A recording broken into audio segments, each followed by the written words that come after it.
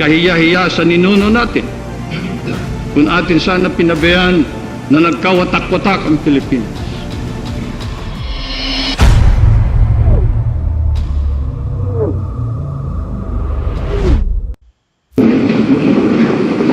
A very pleasant good afternoon, ladies and gentlemen. On behalf of the Maharlika Broadcasting System, this is Rita Gadi Baltazar, welcoming you to the ceremonial hall, or the Hall of Friendship, Unity and Brotherhood, here at Malacañang Palace, where this afternoon His Excellency President Ferdinand E. Marcos once again would be receiving some of our brothers from the hills, members of the Moro National Liberation Front from the Cotabato, Tawi-Tawi and Sulu area. Just about the other day, the President received also one of the top commanders in the Lanao area, and so this afternoon we shall again be witnessing the President receiving some of the top commanders of the Cotabato Revolutionary Committee and the Tawi-Tawi Revolutionary Committee, including the Jolo Revolutionary Committee. In the continuing efforts undertaken by the national leadership, President Marcos has continuously undertaken and supported efforts, both government, private, and including the officials of the autonomous governments in regions 9 and 12, to continue this peace mission of attracting into the folds of the law our fellow Muslim brothers in southern Philippines. And supplementing these efforts of the national government, we have had various programs being implemented in southern Philippines, including the priority areas under the Southern Philippines Development Administration, which is chaired by the First Lady, Madam Imelda Romualdez Marcos herself.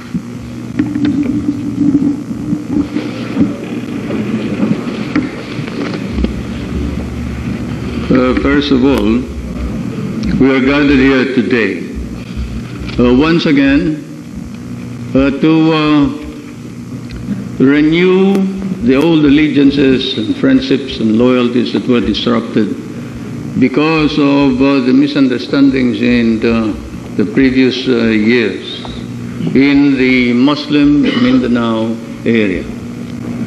Because of the faithful and unswerving trust which the leaders have shown in the cause for which they fight. It has been a very messy type of misunderstanding. But now that we settle down to rediscover once again the ancient roots of our common ancestry and our oneness as a race and a nation. We embrace each other as brothers, and we see men from the hills coming down to verify the sincerity and the depth of the dedication of the men who work for the Republic of the Philippines and the autonomous government. As you are well aware, the government of the Philippines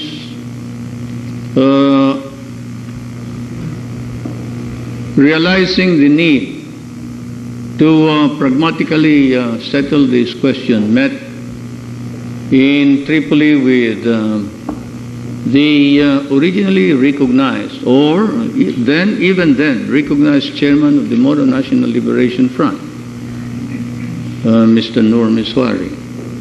And on December 1976, entered into an agreement with Colonel Gaddafi of Libya as the principal sponsor, with the quadripartite Commission of the Islamic Conference as the witnesses and the participants to an agreement of ceasefire and the enforcement of such a ceasefire. This was December 1976. By January, we had implemented this ceasefire by an agreement between the representatives of the Mnlf, headed by Dr.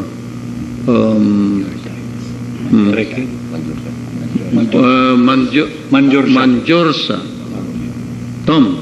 Tambayapa Manjorsa, and the creation of ceasefire committees in every province where there had been operations. The ceasefire committees started to operate in January of 1977. Even then I was hopeful that we would be able to finally settle the problem in the South. Unfortunately, the details of the Tripoli Agreement were not agreed upon, and it was a part of the Tripoli Agreement that the details would be worked out by another meeting which would terminate by about the first week of March. March 5, which is specifically provided in the Tripoli Agreement. When I sent another mission,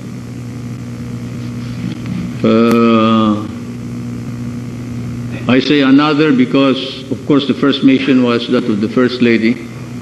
If you will remember, sometime in August of 1976, our country suffered a very severe earthquake somewhere in the south, resulting in a tsunami or a tidal wave, which killed about 8,000 of our people in the southern shores.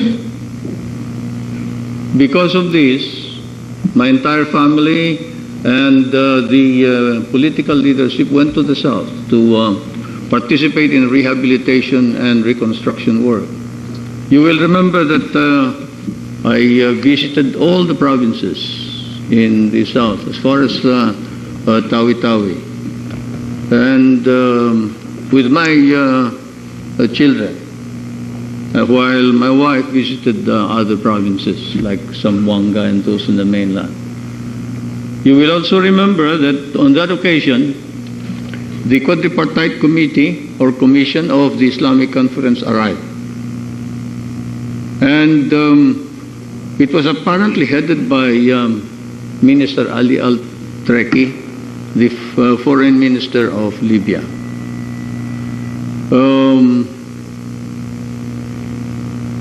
He carried with him a formal invitation from Colonel Gaddafi, the president or the head of the Libyan state, for me or the First Lady to visit the state of Libya. As you know, we did not have any diplomatic relations at the time. And the situation being as it is, we were trying to establish communications with Mr. Nur Misuari, who was at the time staying in Tripoli. And when we inquired whether this invitation meant that we could start diplomatic relations, the answer was in the affirmative. When I inquired whether this invitation meant that we could start a negotiation or a conversation with Mr. Nur Misuari on how to settle the Mindanao problem, again the answer was in the affirmative. So I was supposed to go to Libya, but on second thought, because of the fact that the foreign affairs people and the legalists realized that if I went to Libya, the head of state would be dealing with a Filipino in another or foreign state. which has interposed many legal obstacles because of the question of belligerency of states, etc., etc. We will not go into all these details. But Colonel Gaddafi understood this and repeated that if I could not go, that the First Lady should go. So the First Lady went sometime in November of 1976. She then prepared the groundwork for the Tripoli Agreement, which incidentally we more or less worked out by telephone with Colonel Gaddafi. Many people don't know that I talked to Colonel Gaddafi personally several times at the instance of the First Lady, in order first that there be an immediate ceasefire. Secondly, that we have an understanding about the word status quo, meaning everybody in place and no changes. And then thirdly, that we would consult our people in accordance with our Constitution or in accordance with the constitutional provisions of the Republic of the Philippines. At first, this constituted a very fine legal distinction which Colonel Gaddafi did not like because, as you know, he does not believe in plebiscites, he does not believe in referendums. But subsequent thereto, because he had agreed to it, and I had tape recorded the entire conversation. And I told him that I could send the tape recorded conversation to him if he wanted to. He agreed and he sent me a formal communication saying that, all right, we suggest that the following questions be asked in the plebiscite. And the questions were therefore included in the plebiscite that was held in April of 1977. But the most important thing is that after Colonel Gaddafi wrote me this letter recommending these questions for the plebiscite, Mr. Misuari sent me a letter also confirming the letter of Colonel Gaddafi and agreeing that if there's going to be a plebiscite, the questions that should be asked should be those questions that were recommended by Colonel Gaddafi. So we asked those questions, and those questions were submitted. And one of those the questions was, do you agree to only one autonomous government? And the answer was no. How many autonomous governments do you want? 2. And so forth and so on. You all know the answers in those plebiscites. We agreed then, you and the people, because we invited everybody, whether ordinary citizen or Mnlf, to come down and vote so that we will know more or less what to do. And we were decided that the entire government, the autonomous government that would be established, would then be placed in the hands of Muslim leaders of your own choice. And after the plebiscite, therefore, for some reason or other, there were some misunderstandings again. Because at first, I offered the chairmanship to Mr. Misuari. I received an answer saying he was coming and he was going to participate in the organization. All these are on the record. They are a part of our government records. But after a while, for some reason or other, he changed his mind. And this I cannot understand, because we had prepared. And I was ready to give to him the chairmanship of any autonomous government that he was going to be established, 9 or 12, wherever he thought he was fitted. I even thought of organizing a separate ministry, if necessary, in order that we would be able to accommodate everybody. But now, it ended up with some of the members of the ceasefire enforcement groups themselves not understanding what was going to happen. Because, as you know, the Quadripartite Commission organized its own enforcement group headed by a Senegal... Colonel Cisse. Colonel Cisse of Senegal. And later on, he was withdrawn. Now,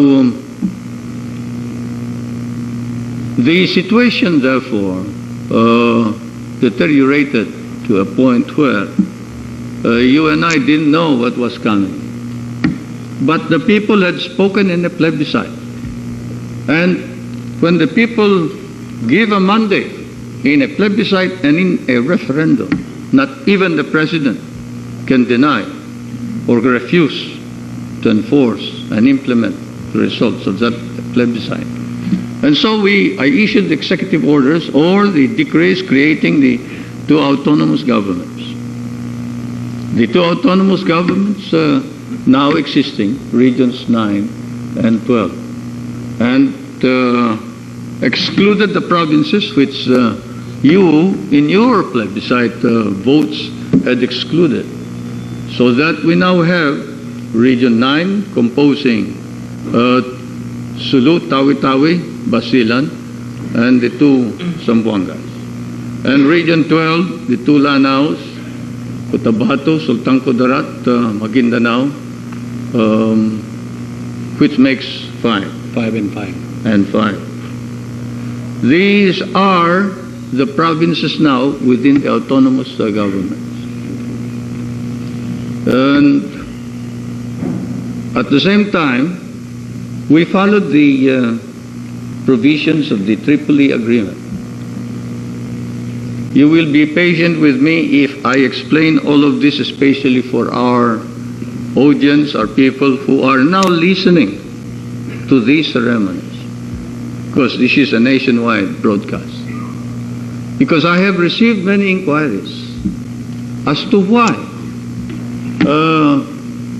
if you have established the two autonomous governments, there should still be any fighting in the south. And I would like to point out some of the misunderstandings. You see, whatever we say, the first basis of any agreement or understanding is mutual trust. And at the very beginning, I must admit, there was mistrust on both sides. Mistrust because of varied reasons, some of them personal. At the same time, let us also admit that there was a little selfishness on both sides. There was selfishness on the part of some of the government people, selfishness on the part of those who wanted a separate state. Because, as you know, the Chief Minister of Sabah wanted to meet with me, Chief Minister. Aris? No. Tun Mustafa, who, as you very well know, was among the first to give the Mnlf all the facilities in Sabah. We have tried to accommodate everybody, but when Minister Tun Mustafa lost the elections, I decided to visit Sabah after the meeting in Kuala Lumpur.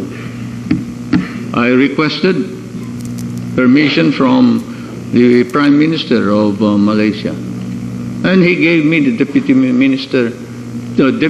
Prime Minister as my guide.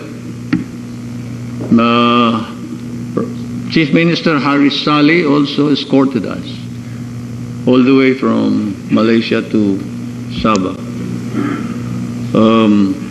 I brought with me my wife and my son to show to the people of Sabah, especially those who even then had very angry reactions to the Sabah claim of the Philippines, that we trusted them, because they could very well have disposed of us in Sabah if they wanted to. But I met some of the leaders of the Mnlf and some of those who were still in hiding in Sabah. And we came to an agreement that we should be meeting occasionally. The reason I mentioned about going to Sabah is because I know more or less what is happening in Sabah. I know more or less in accordance with the communications that keep coming to me from Sabah. What ails our present efforts to stop the fighting. And therefore, I'm very happy to note and to see that one of those who first who came in to help us was the former intelligence officer of Rasul. Mr. Nur Misuari, Abdullah Rasul, who is here. And he has brought with him the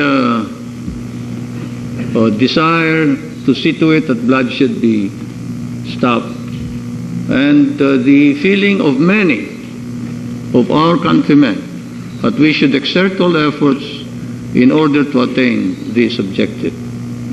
This is the reason why, when I was asked, when do you want all the men who want to see you to come to Malacañang? My answer was, as soon as possible. But it is approaching your birthday and you'll be busy.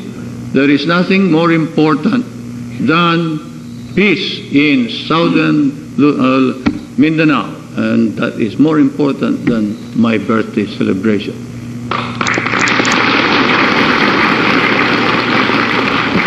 In fact, there is no greater gift for me on my natal day than to be able to embrace my brothers back to the Republic of the Philippines, which I do right now.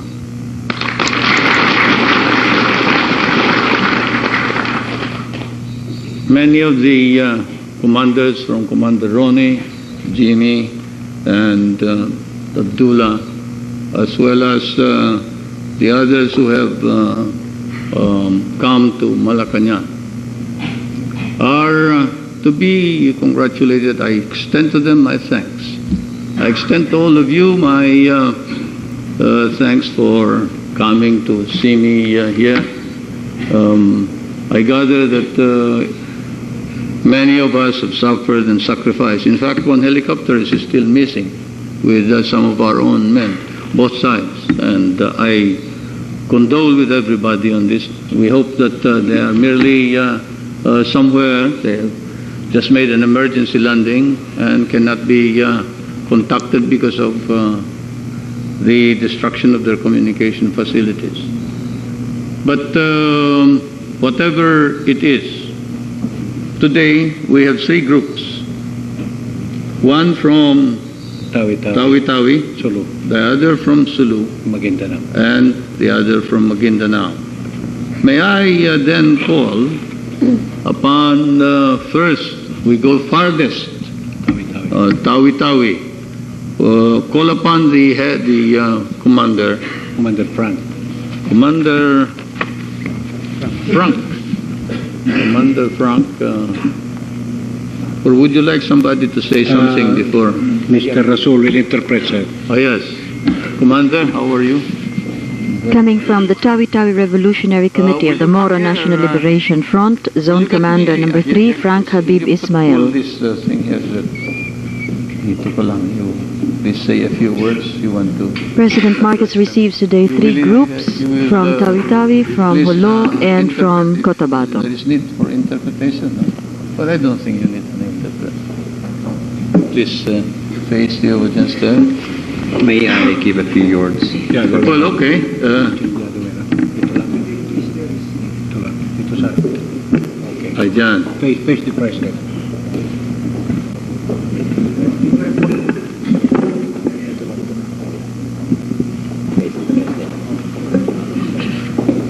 His Excellency, President Ferdinand E. Marcos, the Honorable Carmelo Barbero, the Honorable Romulo M. Espaldon, other distinguished officials of the government, my brothers in Islam, friends, Assalamu alaikum wa rahmatullahi ta'ala wa barakatuhu. At the outset, and in behalf of my brothers from the provinces of Sulu, Tawi-Tawi, Basilan, and one from Palawan, I wish to express our deepest thanks and appreciation to His Excellency for this rare opportunity. The same thanks and appreciation are also expressed to the Honorable Carmelo Barbero, the Honorable Romulo M. Espaldon, the Honorable Ulbert Ulamatugum, and the Honorable Nur Hussein Utatalam. The same thanks and appreciation are finally expressed to those who in one way or the other made this occasion a reality. In compliance with your desire, His Excellency, to win back our misguided Muslim brothers in the hills and those in sanctuary in foreign countries, we, your partners in Region 9, in the implementation of your policies and programs of government, have made and will always be exerting the best of our efforts. The physical presence of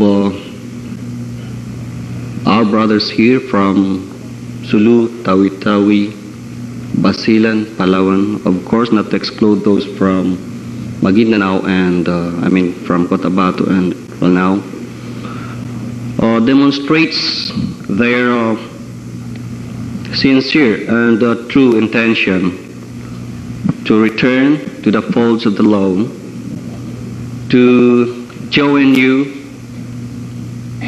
in uplifting the socio-economic programs,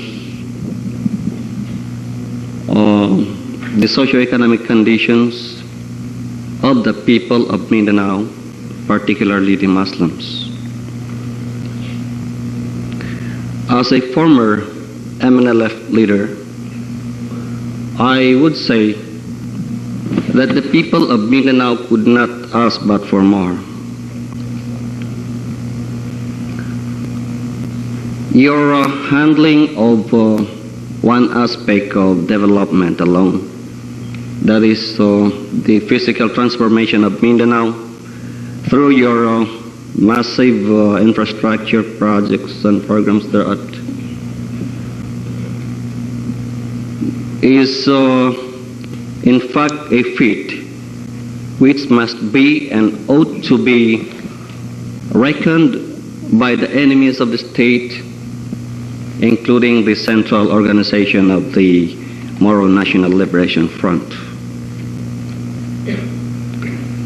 From the province I hail, let me cite the fact that its separation from the original province of Sulu would have not been a reality in the absence of your sincere effort.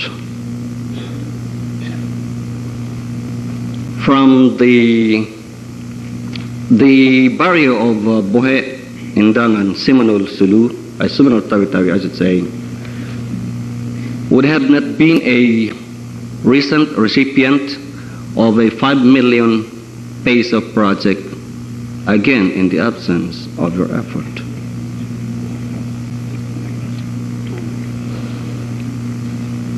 Before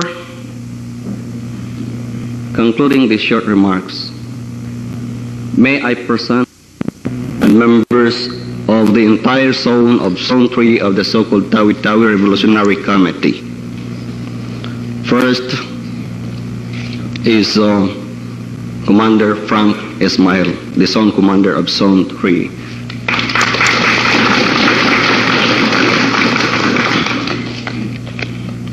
Next is Abdul Rasa Habib,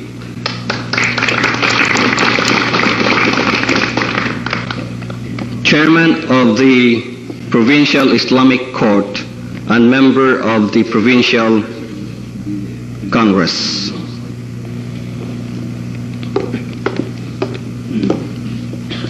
Abdul Ghani Haji Ismail,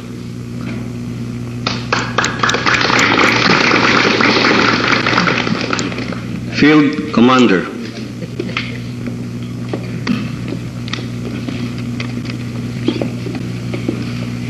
Abdul Muin Ismail,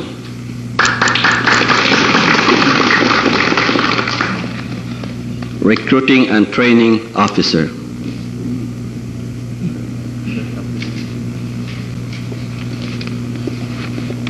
Salip Julpaki Jikiri, Field Commander.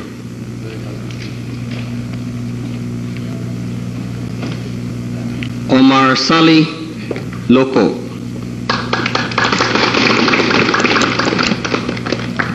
Transcom in charge.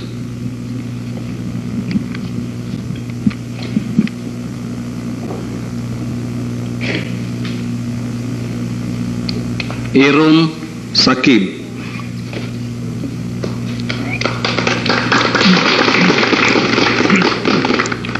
Head Striking Force. Maharaja Khalil, Mass Leader.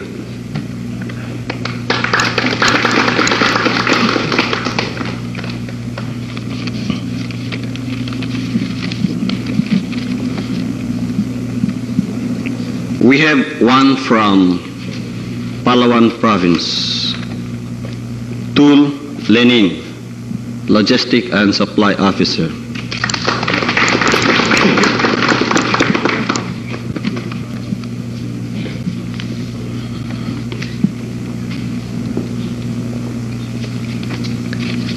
And may I present our brothers from the province of Sulu.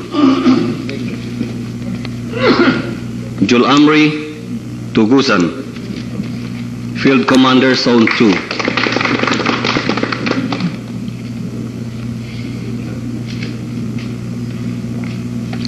Abubakar Johaili, Demolition Expert.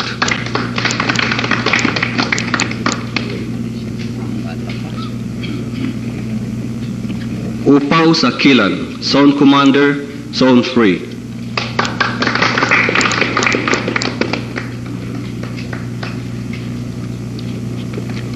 Nosuri Jinni, Field Commander, Zone 1.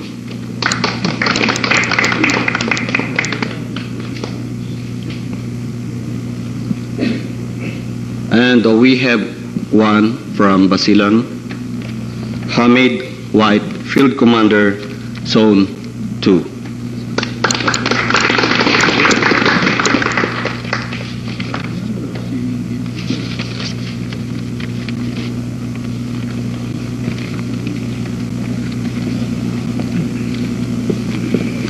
The former chairman of the Provincial Islamic Court of the so-called Tawi-Tawi Revolutionary Committee would want to say a few words.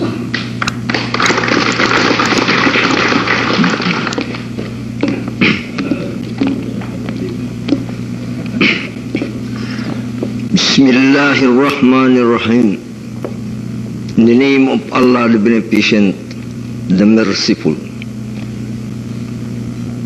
His Excellency President Ferdinand E.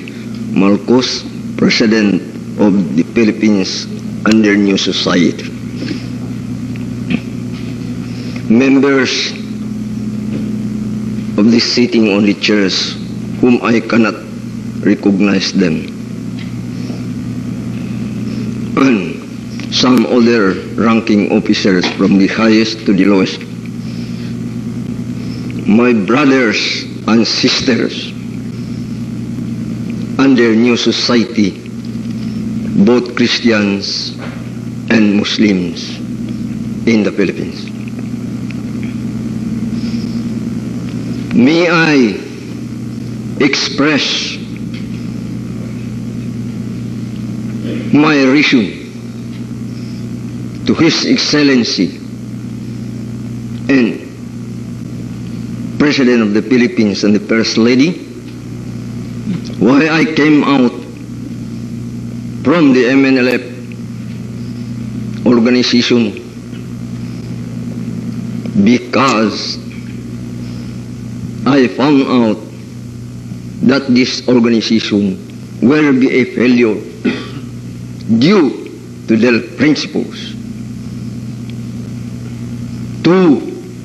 And I found out that His Excellency President Ferdinand E. Marcos and the First Lady Mrs. Imelda Marcos sacrificed their effort in exerting their kindness and helpfulness to the entire people in the country, particularly to the Muslim in the southern Philippines.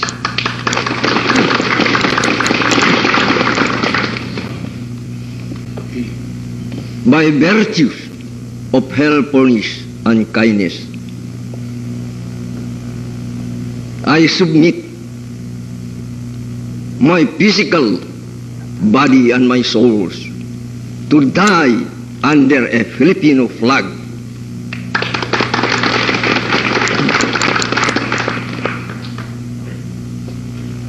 In honor of His Excellency President and First Lady of the Philippines.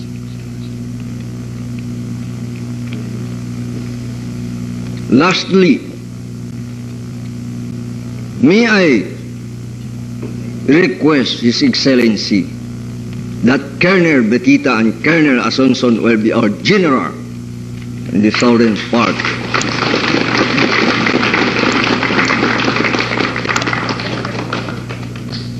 For these reasons, may I thank His Excellency and the First Lady for their kindness and helpfulness to the whole people in the country. I thank you. Before we wind up this portion, may I call on Sulaiman Salazar, expert, demolition expert of the of Zone 2 Tawi-Tawi Revolutionary Committee.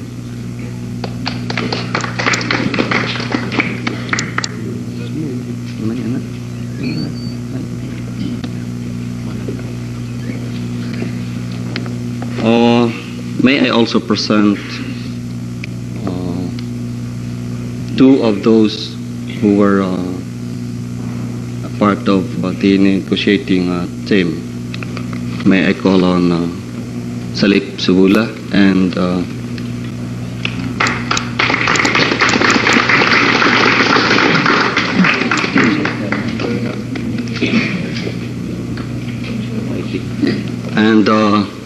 First Lieutenant Senti Wyatt.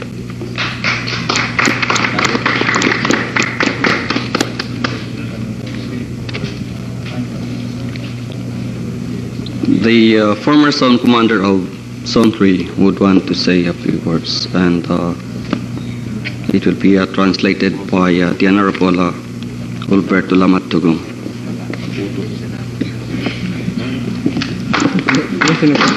Representing the Tawi-Tawi Revolutionary Committee of about 500 men, Franco Bib Ismail, Zone Commander, number 3. Ni paluas ni Breman Parinta at na makahati ako pasalan si President Marcos magmuhot-muhot usab kami Muslim Southern Mindanao nabang makami. I finally decided to come out because I found out that His Excellency President Ferdinand E. Marcos is sincere in uplifting the socio-economic and overall conditions of the people of Mindanao, particularly the Muslims.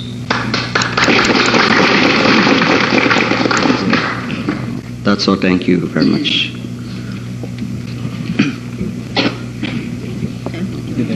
The first group of former Moro National Liberation Front commanders been received here by the President. Next group, before I make any further statement, the next group is from Maguindanao. We have just witnessed the Tawi-Tawi Revolutionary Committee with 500 men, Holo Revolutionary Committee with 115 men, and one from Basilan also with several hundred men. And now the President will receive the Cotabato Revolutionary Committee of the Moro His National Liberation Excellency, President and Prime Minister Ferdinand E. Marcos, Honorable Minister Barbero, Admiral Spaldon, General Castro, Commander Ronnie, Commander Jimmy, Chairman Tamanong, and Chairman Tugong, fellow workers in the government.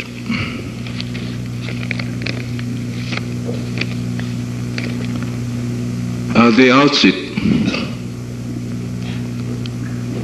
I wish to convey our thanks and gratitude to the first couple for all the comforts, help that have been extended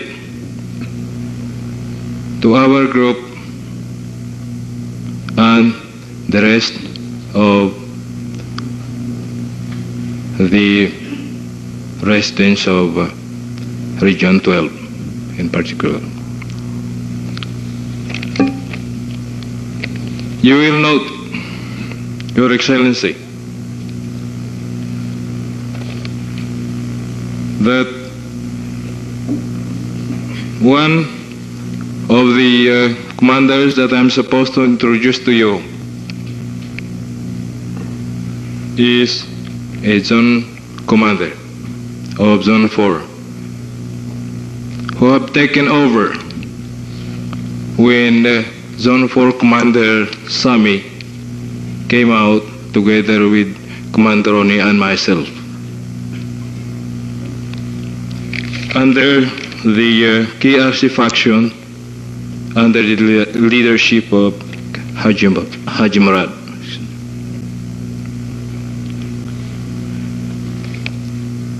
Your Excellency,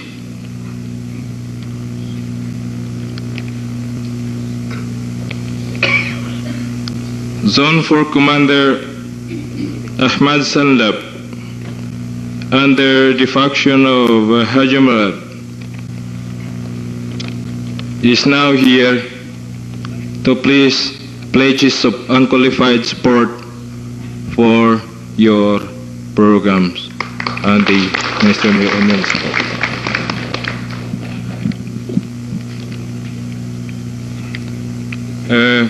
Commander Mugawan Avid, a foreign train also. Zone 4. Kasi Kanapia, a field commander.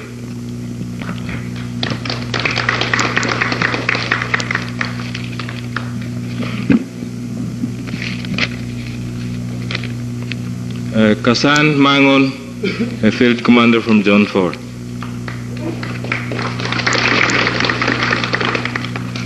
Sali Di Mapalaw, a commander in the Colombia.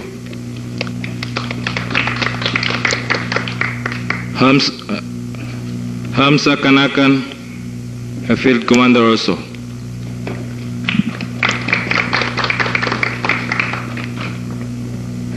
Ben Limba, a field commander and a military chairman. And I wish to make it known to Your Excellency that he is a political instruction in the Cotabato Revolutionary Committee.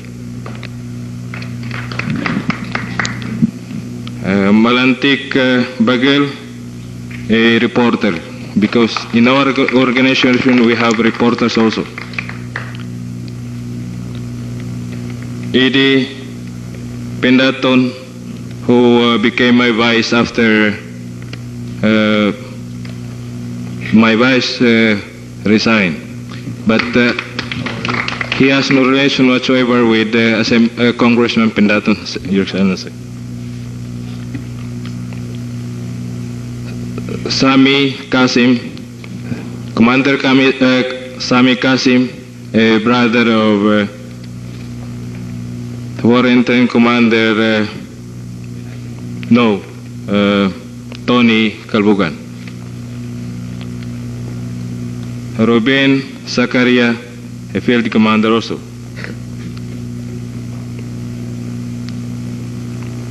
Commander Dado Haji Salik. And one time he was supposed to have died, but he's still alive. Daba Dalatan, field commander, member of the Bravo Company. Badu Salik,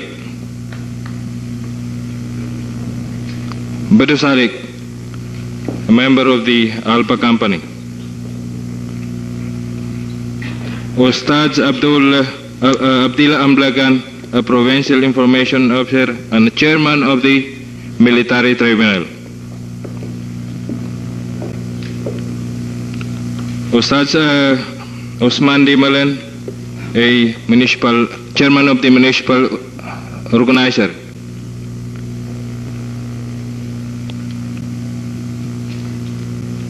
Tiama Kamad, a commander striking force. Malano Haji Sulaiman, member of the provincial chaos intelligence. Ahmad Imam, commander of the famous Buaya squad in Malala, formerly Colombia, now Dato Praglas. Jenodin Dundi, member of the intelligence group.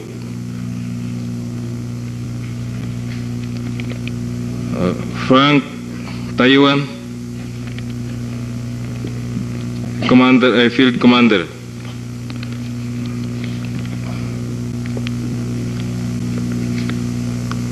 Pasila Mama, a field commander operating in along the Grande River.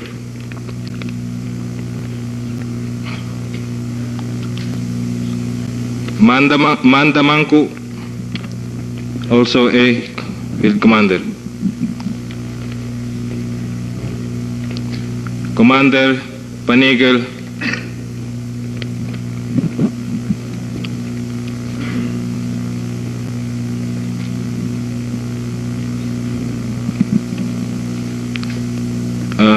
the last but not the least, municipal chairman of the Columbia Revolutionary Committee, Haji Ismail Manipal.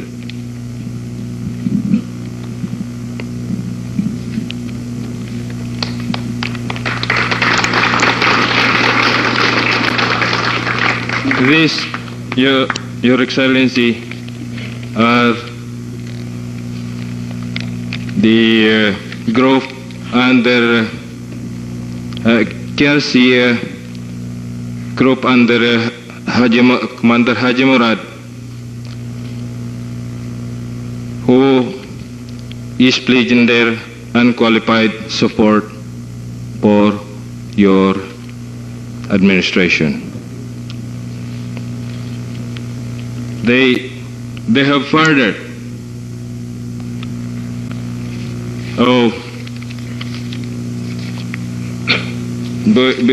before getting further, Your Excellency, I wish to make it known that these commanders have come out through the able negotiation of and close coordination of between the military and the civilian government in our place.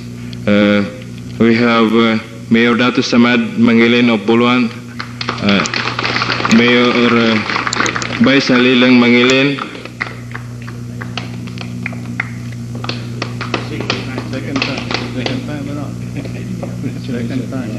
Colonel Oliveros of the 16th IB, Dominator Oliveros, who have played an important part in restoring peace and order in our area. And of course, Engineer Basi, who is now with the 16th IB.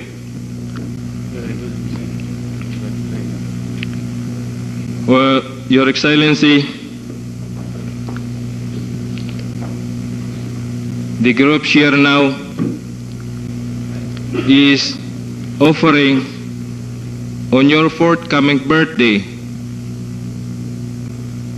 a peace in our region.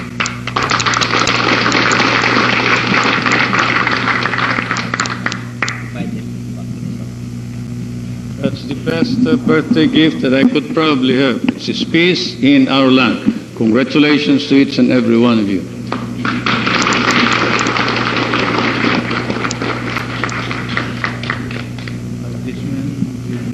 The Cotabato Revolutionary Committee, with its 24 commanders, led by Abunal Salindab, Deputy Zone Commander for Zone Number 4, having approximately under them about 300 men, have now been received by His Excellency President Ferdinand Marcos. Oh, that finishes it? Tawi-Tawi, Sulu, and Maguindanao. 38 people. We have received this afternoon. First of all, allow me to now announce that since you have come to me, without going through the formal procedure of applying for and processing, I hereby order the grant of amnesty to each and every one of those who have come to see me today, so that they may walk the land. You may wonder why we wanted the names to be listed.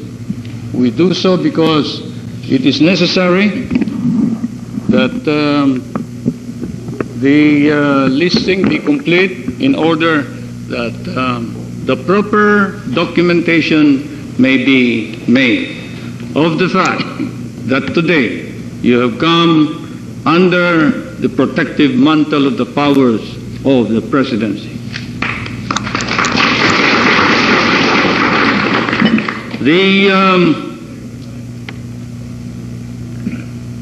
days just before my birthday have been marked by these repeated efforts to show allegiance, loyalty to the Republic of the Philippines and to our Constitution.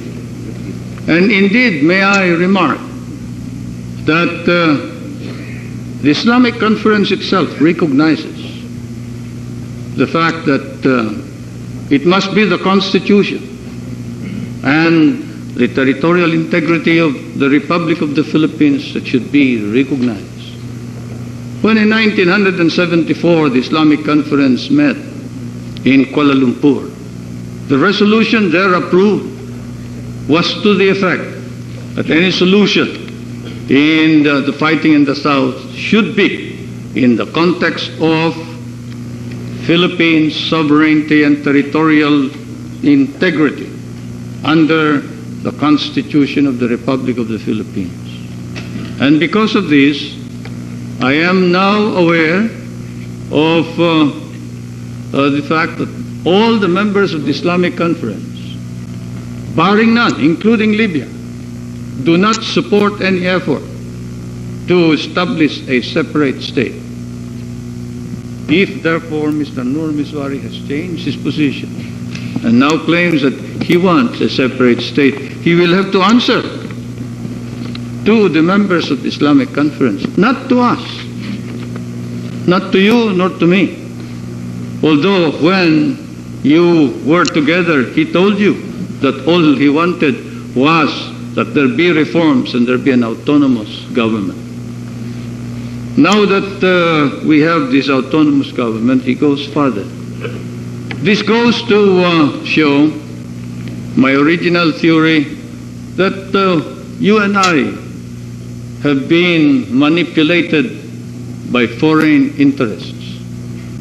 Tayo ay ginamit kasangkapan para sa ambisyon at sariling kapakanan ng mga dayuhan.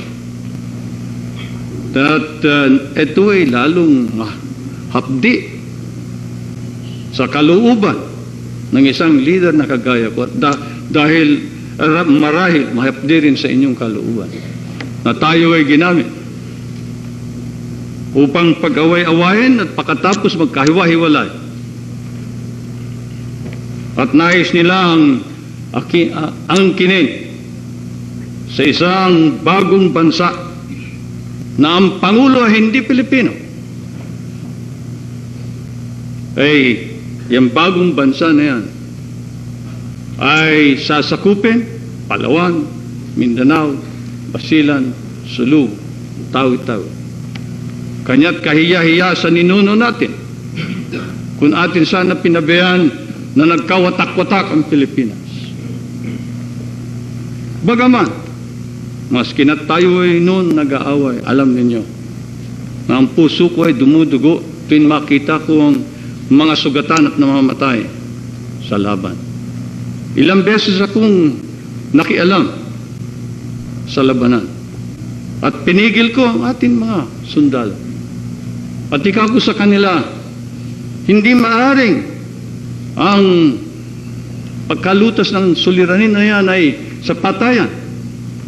Sapagkat mga kapatid natin yan. Ang kapatid ay hindi sinasaktan. Ang kapatid ay inaakit, kinakausap.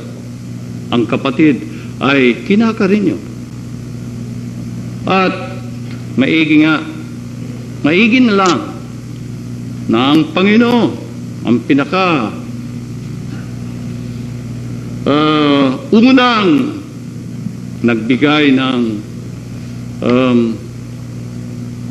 inspirasyon sa atin lahat.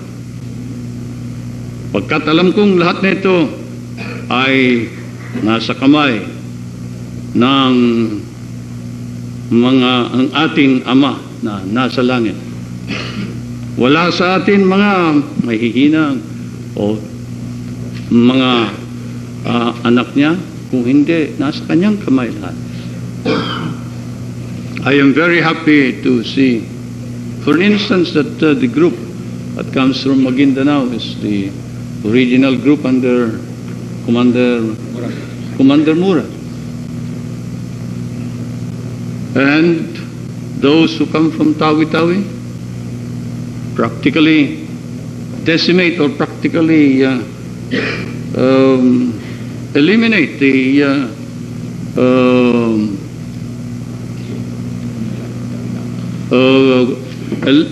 Mnlf in the entire island of Tawi-Tawi. I noticed that in the newspapers and in the media, they do not place the number of actual men who are in the field, whom you left behind. And they do not point out that you are commanders, not just ordinary soldiers, but that you command men, and that behind you are hundreds of men who are available for combat even when you raise the flag of intransigence.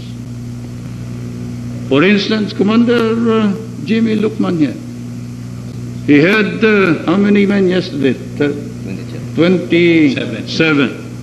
He was mentioned as having only 27 men, but he has several thousands under him, and they are still in the field and they are waiting. They're waiting for these commanders to go back and tell them what has happened in Malacañang. What did the President say? Has he given us the right to return as free men? Has he given us the right to be treated as citizens of the Republic and not as second-class citizens of the Republic of the Philippines? And I say to you, as long as I am President, so long as I am President, you will be treated as brothers, comrades, and the equal of any Filipino here. I wanted to emphasize the fact also that the Muslim Mindanao area is an area with many problems that were left behind. Nasabi ko na nga kanina ng mga dayuhan. The colonizers left the time bomb in Mindanao. Hindi nila inayos tayo eh. Pinabayaan nila tayo nag-away-away. Hindi lang sa pinabayaan tayo nag-away-away, pinag-away pa tayo. Pinag-away-away pa tayo. They are still in the field and they are waiting. They're waiting for these commanders to go back and tell them what has happened in Malacañang. What did the President say? Has he given us the right to return as free men? Has he given us the right to be treated as citizens of the Republic and not as second-class citizens of the Republic of the Philippines? And I say to you, as long as I am President, so long as I am President, you will be treated as brothers, comrades, and the equal of any Filipino here. I wanted to emphasize the fact also that the Muslim Mindanao area is an area with many problems that were left behind. Nasabi ko na nga kanina ng mga dayuhan. The colonizers left the time bomb in Mindanao. Hindi nila inayos tayo eh. Pinabayaan nila tayo nag-away-away. Hindi lang sa pinabayaan tayo nag-away-away, pinag-away pa tayo. Pinag-away-away pa tayo. Pagkatakala nila sa pamagitan ng pag-aaway ng mga magkakapatid ay kanilang mahahati ang ating lupa. Bakit magkakaroon ng araw ng alala ba ninyo sila sa panahon ng Amerikano diyan lumaki si blackjack Persing around Lanao Lake. Saan nakakuha ng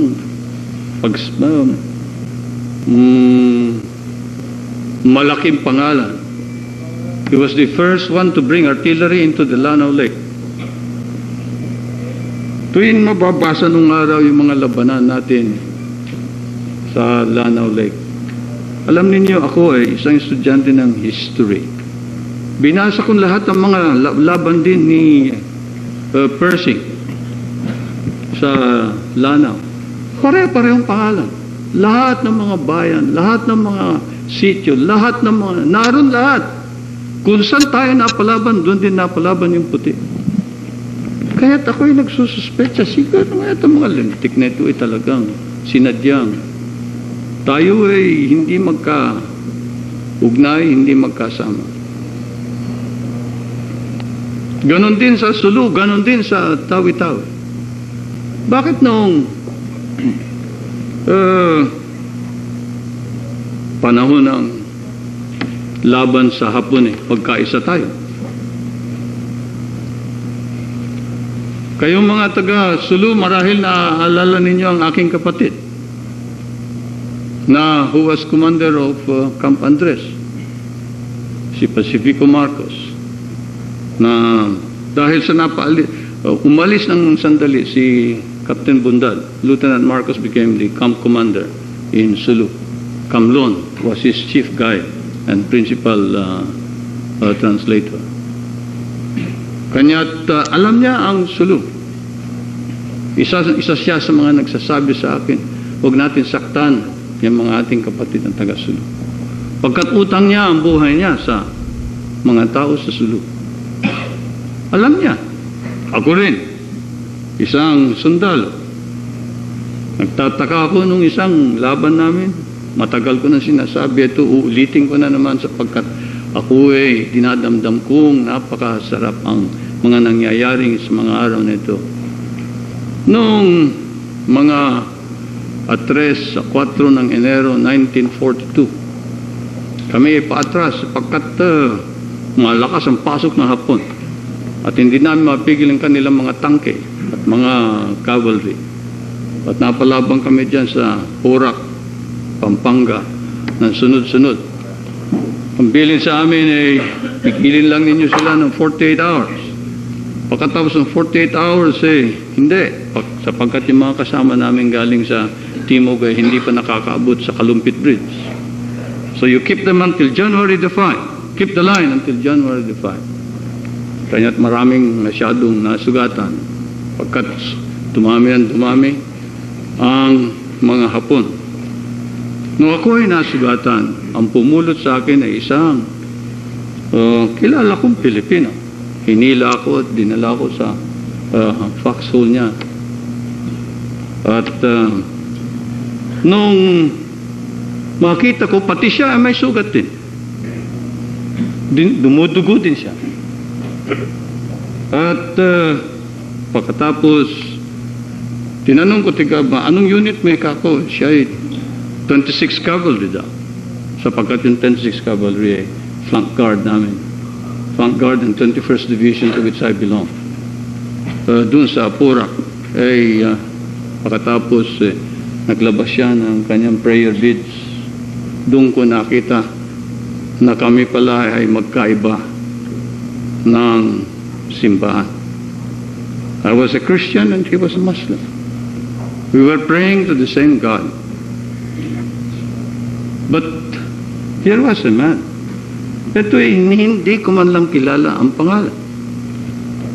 Ni walang panahon tanungin ang pangalan sapagkat putukan ng putukan at pagkatapos ay linusob na naman kami na Hapon. At tinamaan muli siya. Kinarga ko din naman siya. At dinala ko sa collecting station nung makapalakas na ako. But I never knew his name. He probably didn't even know me. Because we didn't have nameplates then. We had uniforms that were barely enough to be called uniforms. But so I owe my life to a Muslim. And perhaps a Muslim owes his life to me. But why should it be between Muslim and Christian? A Filipino helped another Filipino.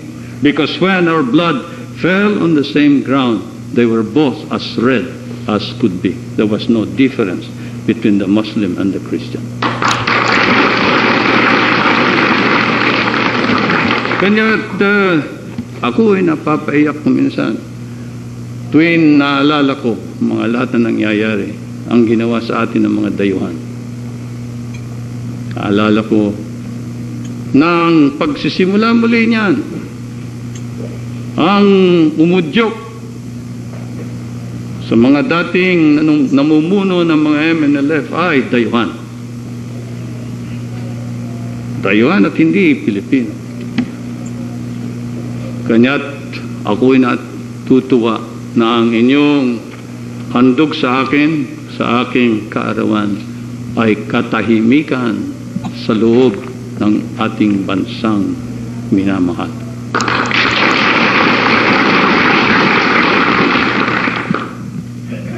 I therefore order also that henceforth these men shall be included in the program of rehabilitation and restoration, which has been marked out under the Southern Philippines Development Program. Is the First Lady still here? Will you now invite her to come here so that she can also meet the... Makita man lang siya ang chairman ng Southern Development. And the executive director has just been appointed, General Benadas. I want to introduce you to him. Formerly assigned to Cotabato, if you will remember, and later on Seattle. He was at the Bulldon fight, you remember, when I went there in 1971.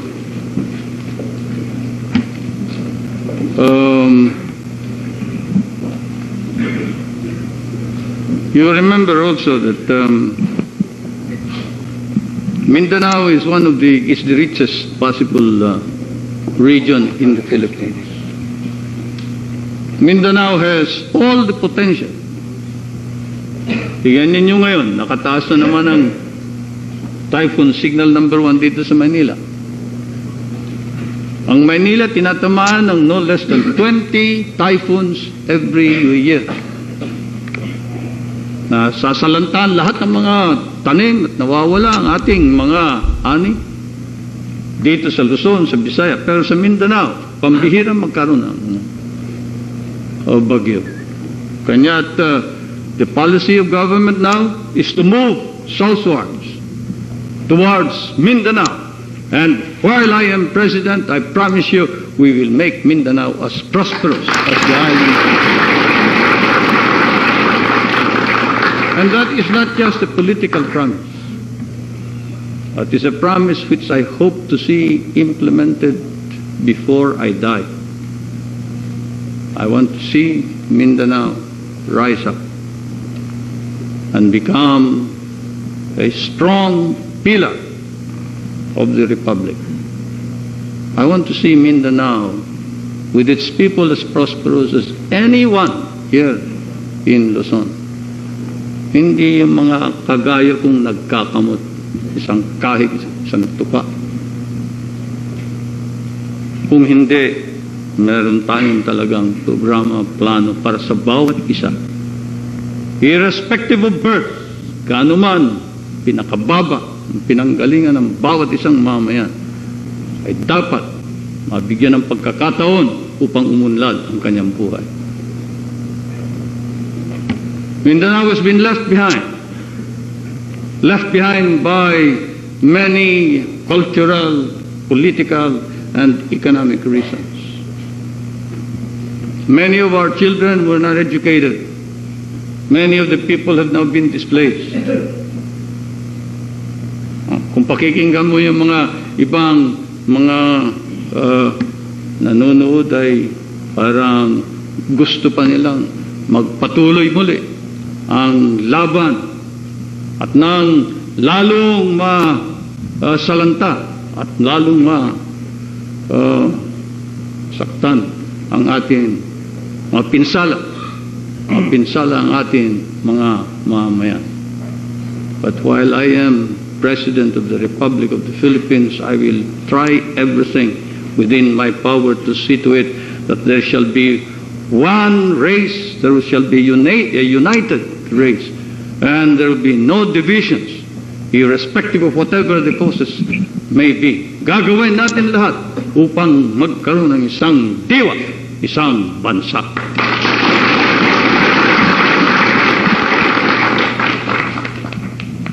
Naririto ang unang gina.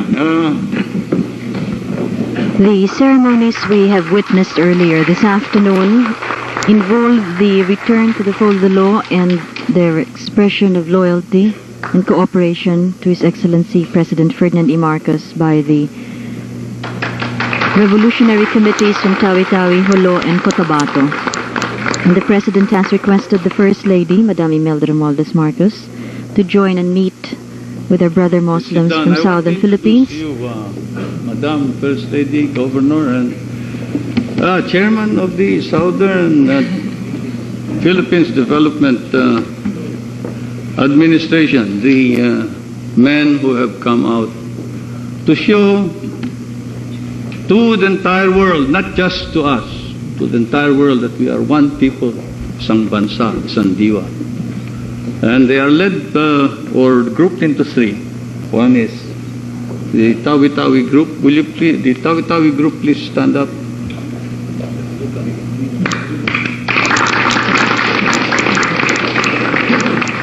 And headed by Commander Frank, but with Abdullah, where is Rasul? As their spokesman, who was the intelligence officer who surrendered, came from Sabah. We will ask them to later come and have a picture taken behind us, one by one. I mean, as a group. Perhaps we can do it now. No. Can you come and group by group first?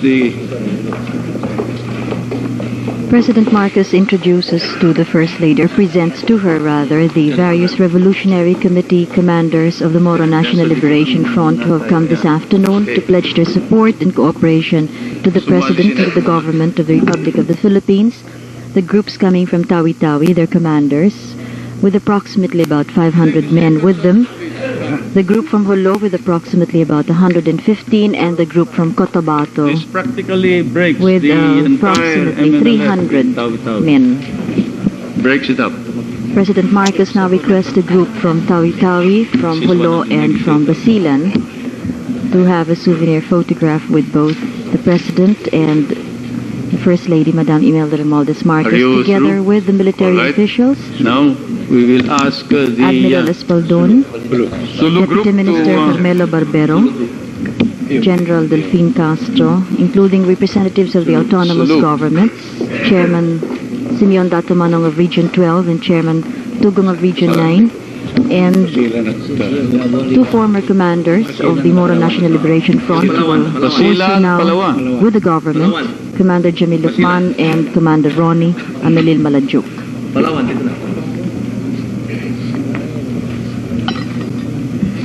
The President also requests the other commanders coming from the Basilan Jolo Islands to have a souvenir photograph with him, as we have just witnessed the ceremonies this afternoon where this field commanders or zone commanders have pledged their support and loyalty to the government and to the Next, President. Maguindanao. Maguindanao. With Assemblyman Mnlf. From the province of Maguindanao, the zone and field commanders mayor, of the KRC, the negotiators, or the Colonel Oliveros, Cotabato come here. Revolutionary Committee. Engineer. Mrs. Mayora. He is also mayor. Over the past days, we have witnessed a continuous number of commanders who have come here to Malacañang to pledge their support to the President. Just the other day, we had the top commander from the Lanao province, Commander Jamil Lukman, who now sits with the President at the presidential table, who has approximately about 1,400 men under him in the All Lanao right. provinces. Very good. Now, can we call pledge his everybody to support come here? to the President. Lanao Group. Lanao Group and He the has likewise Sulu been Group. named as project director for the development of the Lanao Lake and will shortly be appointed by the President to the Executive Council of the Autonomous Government of Region 12. About the men of President Jimmy. Marcos has requested Bring them also. so that we have a good All of the field commanders, zone commanders of the Moro National Liberation Front present here this afternoon. Some in front, come. Some can squat. You want to sit down, squat Sit there. with them The young one, the young one. souvenir Everybody's young. as this indeed is the most symbolic and the most important occasion for them, as they in turn will express to the people and the men in the field what has transpired here at Malacañang, in order that they too may be able to bring more men into the folds of the law and in support of government programs. The President has requested the First Lady, as chairperson of the Southern Philippines Development Administration, to sit with them as Now may she we has ask the had autonomous various government people to come here? priority Also join programs. us, Al Kalwang and Speaker of Tulum. Where is Abul?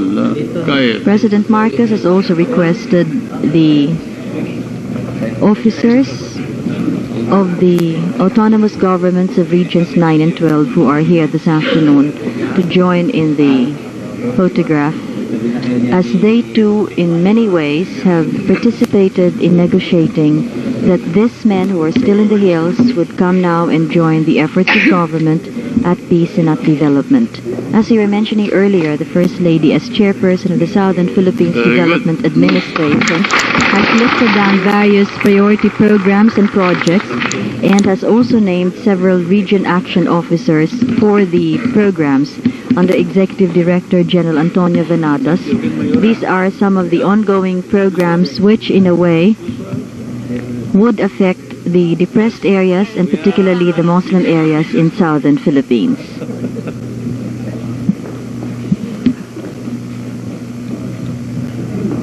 In behalf of the Maharlika Broadcasting System, from the ceremonial hall, I will now request the chairman of this we also Philippine participate Southern in this Development Administration ceremonies to being say a held few here words. this afternoon as indeed most historic for the entire Filipino nation.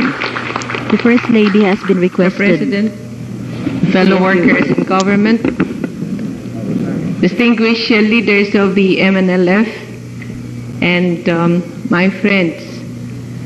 First of all, I would like to welcome you not only to the back to the fold, but also to our family, and to be friends once again of President Marcos and myself. And as you all know, you have drafted me, at least those who were ahead of you, drafted me to be the head and chairperson of the SPDA, Southern Philippines Development Administration.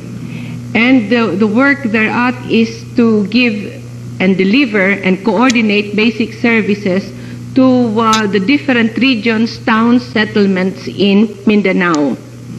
And of course, when I talk about Mindanao, it includes Tawi-Tawi, Sulu, and Palawan, and the other islands thereat.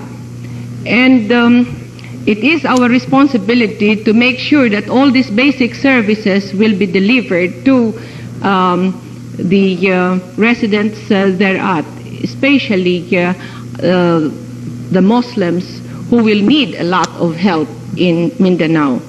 Thus, but the main thrust, as you must have heard from the President, would be the delivery of a basic service known as livelihood.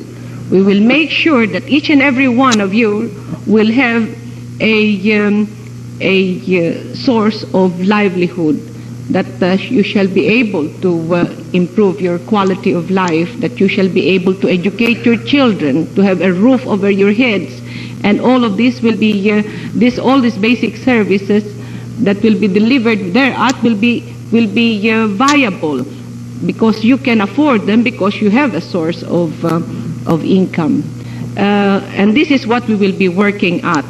And I am sure, with the total support of the President, the other day when Commander Jimmy Lukman was here, and Ronnie, and of course Albuquerque and all the leaders thereat, he signed several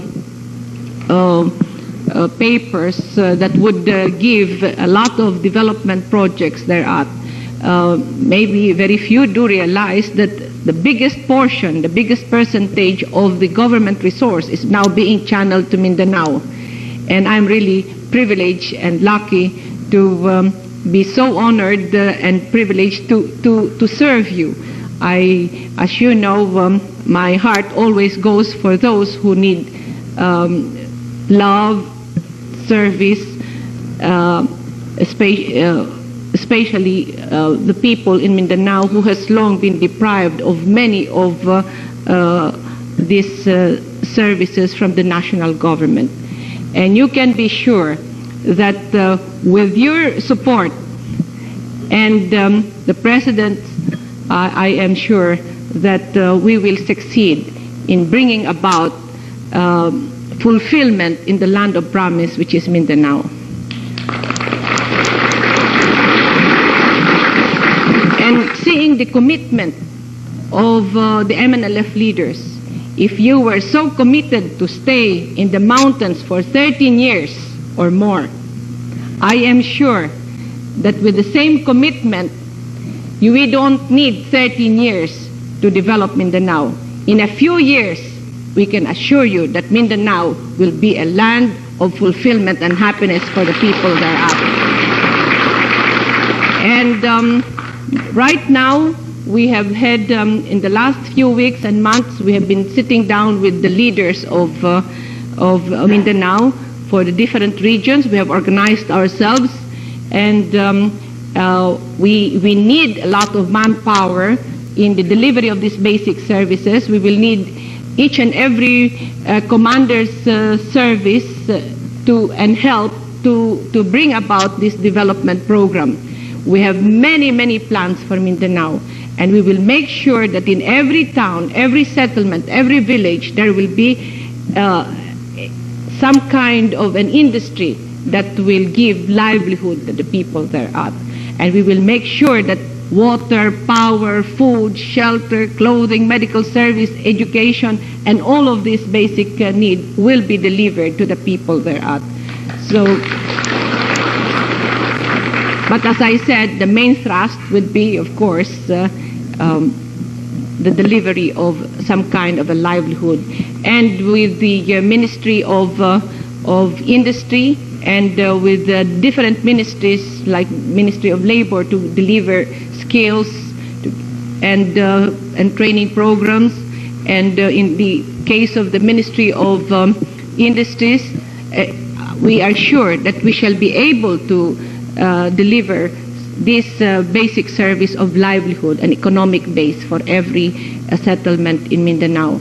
And it is really now, we are now in the process of organizing all of these programs, because it takes sometimes a little longer to organize and to plan. But the moment we finished all of these programs and all of these plans, and we have organized ourselves, in the delivery will be easier, because now I know that we have committed people. As I said earlier, if you had committed yourself for 13 years for a cause, I am sure in much less time we shall be able to make our land of promise a truly land of fulfillment. So to each and every one for being one with the country. Now that we are isang bansa, isang diwa, as the President had said, I am sure we shall have prosperity throughout the country, especially Mindanao. And this is due to each and every one of you. Thank you. Well, let me close by saying we will all have to be patient.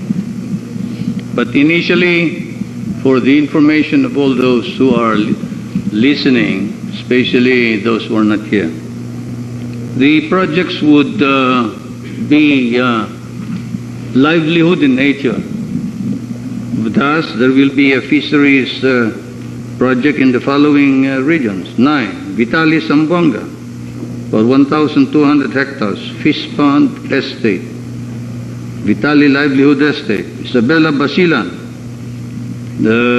would be prawn farming, 112 hectares, Fish Pond Estate, Bagong Lipunan, Region 10, Nawan, Misamis Oriental, Region 12, Buluan, Maguindanao, Lake, Gintong Biaya, Fish Cage Culture, Liguasan, Marshes, Maguindanao.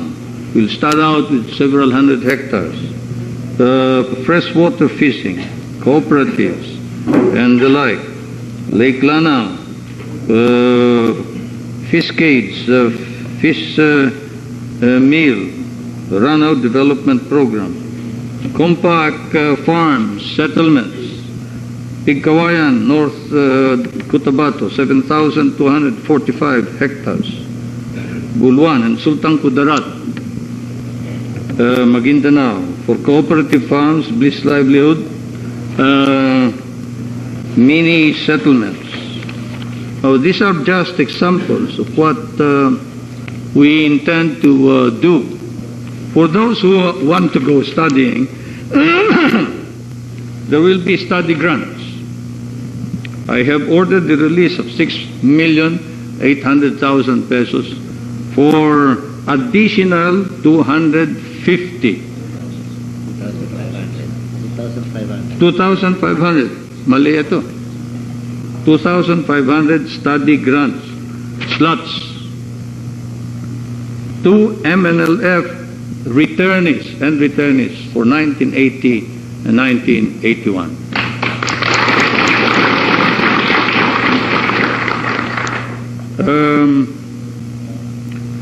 I have released a special fund for the training of MNLF returns. Training for what? For any kind of work which they want to learn in order that they can earn their own living. Perhaps they want to go to the Middle East. Well, then let them work in these programs, or in trade, or in marketing. Now, I have released 1 million for the development of Lake Lanao initially, Agus River, Maria Cristina, fisheries, etc., etc., and dairy products. I add to this now an order to the Director of Animal Industry to procure more animals. Like goats. Because goats and import them. Goats. Poultry, Goats. possibly some cattle for distribution to the families. And this is not going to be just a small parts of a farm. No, this is going to be overall. We'll try and see to it that everybody will help in bringing down the price of meat also.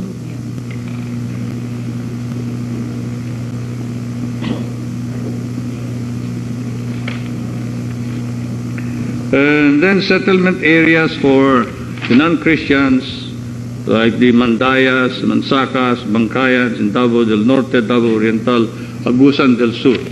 These we can easily work on. In the Tawi-Tawi, we hope to be able to develop the fishing and trading industries.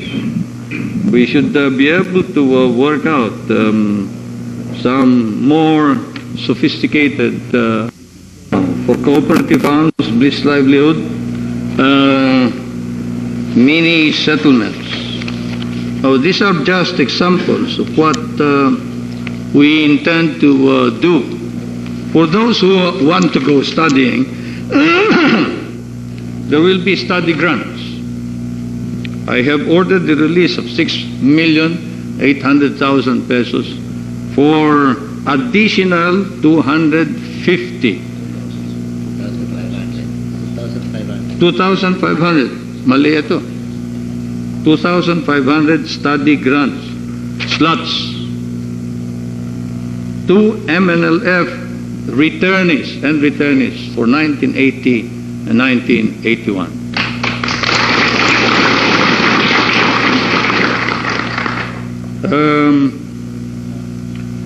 I have released a special fund for the training of Mnlf returns.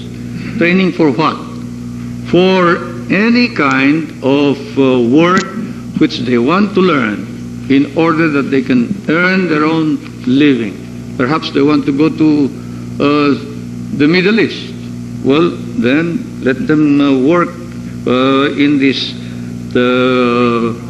programs, or in trade, or in marketing. Now, I have released 1 million for the development of Lake Lanao initially. Agus River, Maria Cristina, fisheries, etc., etc., and dairy products. I add to this now an order to the Director of Animal Industry to procure more animals. Like goats. Because Goats and import them. Goats. Poultry, Goats. possibly some cattle for distribution to the families. And this is not going to be just a small parts of a farm. No, this is going to be overall. We'll try and see to it that everybody will help in bringing down the price of meat also.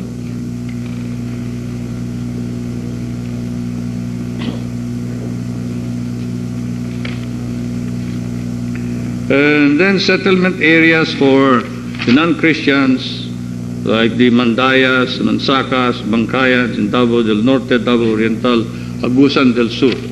These we can easily work on.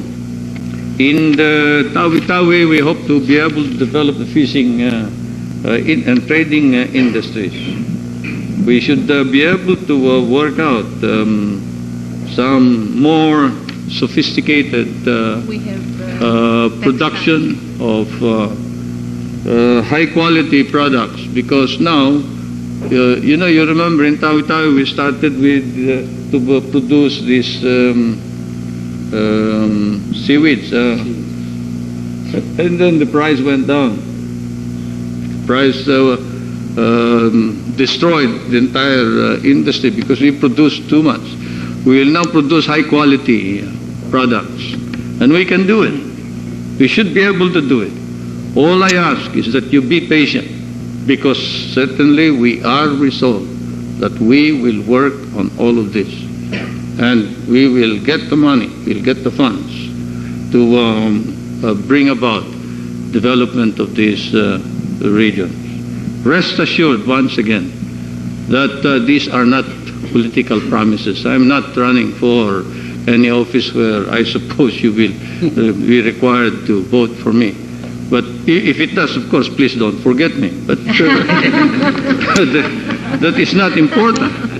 What is important is that you return us free citizens. And a citizen who is a drag and a burden to his family is not a free man. He is a slave. He is a burden and cannot be depended upon to contribute to the public welfare.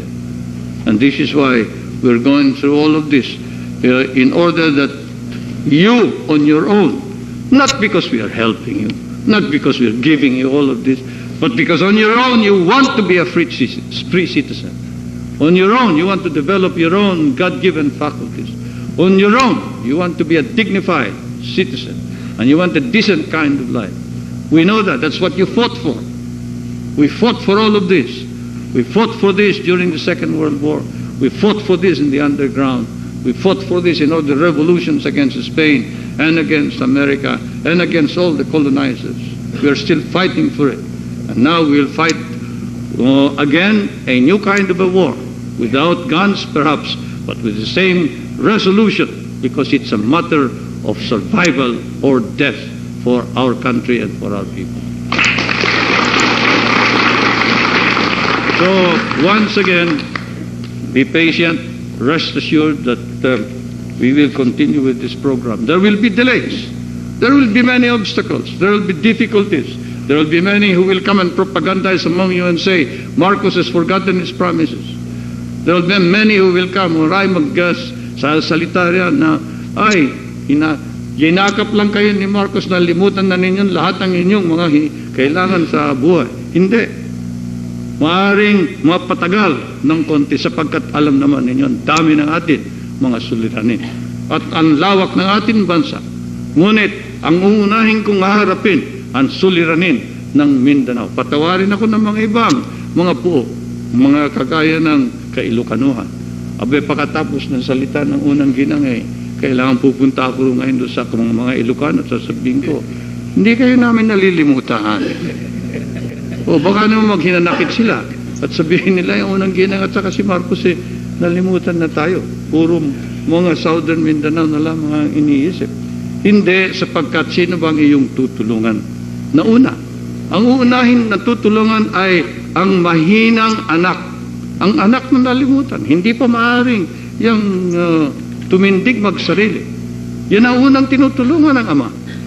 Kanya't sapagkat naiwang kayo ng matagal na panahon at hindi natulungan ng ating pamahalaan pambansa. Ngayon, ang pamahalaan pambansa ang uunahin ang mga dating naiwan at nalimutan sa sulok ng Mindanao. Kanya't sa mga kasama ako ay nagpapasalamat sa inyo na pumarito kayo. Thank you very much again.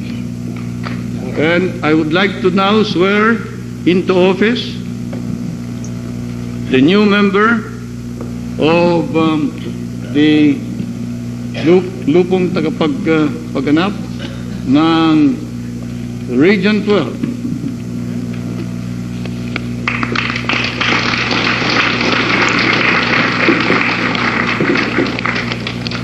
Unang-una, I better sign this first. Hindi pa pala napipirmahan yung appointment niya. Just the other day, we witnessed the ceremonies here welcoming Commander Jamil Lukman, and today the President signs his appointment as a member of the Executive Council. This completes the membership of the Executive Council for the Regional Autonomous Government of Region 12. Commander Jamil Lukman approximately has with him about 1,634 men in the Lanao provinces and in other adjacent areas, and he has brought with him the other day to the palace about 27 of his top commanders, pledging their loyalty and their support to the President and to the government of the Republic of the Philippines. As both the President and the First Lady have emphasized in the same manner and the same zeal that this Moro National Liberation Front commanders have stayed in the hills fighting for a cause, so too today can we witness that they have pledged with the same fervor and zeal the support they have for the President, the government of the Republic of the Philippines, and the Filipino people. The President briefly outlined various executive orders and letters of instructions which he has the other day signed authorizing kanang kamay at sumunod sa akin sa panunumpa sa iyong katungkulan bilang acting member ng lupong tagapagpaganap ng Region 12. Ako si Jamil Lukman ng iyong tinitirahan ng Bayang Lanao del Sur na itinalaga sa katungkulan bilang ang iyong katungkulan bilang ating member lupong tagapagpaganap sa Region 12 ay taimtim na nanunumpa. Natutuparin kong buong husay at katapatan sa abot ng aking kakayahan. Ang mga tungkulin ng aking kasalukuyang katungkulan at ng mga iba pang pagkaraan nito'y gagampanan ko sa ilalim ng Republika ng Pilipinas na aking itataguyod at ipagtatanggol ang saligang batas ng Pilipinas na tunay na mananalig at tatalima ako rito. Susundin ko ang mga batas, mga kautosang legal at mga dekretong pinairal ng mga sadyang itinakdang may kapangyarihan na Republika ng Pilipinas at kusakong babalikatin ang pananagutang ito nang walang anumang pasubali o hangarin umiwas. Kasiyahan nawa ko ng Diyos. Congratulations.